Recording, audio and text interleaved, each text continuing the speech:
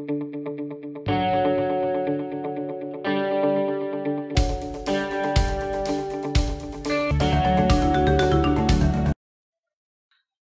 వ్యతిరేక పోరాటాలపై విపక్షాల వైఖరి ఏంటో స్పష్టం చేయాలని కేంద్ర పట్టణాభివృద్ధి శాఖ మంత్రి వెంకయ్య నాయుడు అన్నారు. నోట్ల రద్దు నిర్ణయాన్ని మొదట స్వాగతించి ఆ తర్వాత మాట మార్చడాన్ని ఆయన తప్పుపట్టారు. ఆరోపణలు చేసేవారిని చేయనివ్వాలని ఆయన అన్నారు. ప్రధాని నరేంద్ర మోడీ నల్ల కుబేరుల మూలాలపై దాడి చేశారని, అందుకే వీరంతా కలవరానికి గురయ్యారని ఆయన అన్నారు. మొదట స్వాగతించారని, ఇప్పుడు ప్రజలు పడుతున్న తాత్కాలిక ఇబ్బందులను ఆసరాగా చేసుకొని నోట్ల రద్దు నిర్ణయాన్ని తప్పుపట్టేందుకు ప్రయత్నిస్తున్నారని వెంకయ్యనాయుడు విమర్శించాడు. డిమానిటైజేషన్ కాంగ్రెస్ వ్యతిరేకమా, అనుకూలమా చెప్పాలని ఆయన డిమాండ్ చేశారు.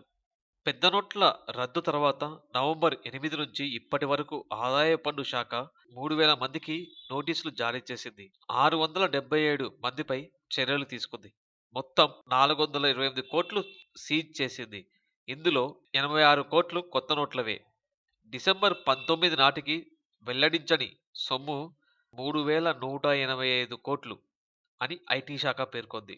దీనిని బట్టి చూస్తే ఐటీ శాఖ సీజ్ చేసిన సొమ్ము ఇది అని తెలుస్తుంది. మరిన్ని అప్డేట్స్ కోసం ఈ ఛానల్ని సబ్స్క్రైబ్ చేయండి.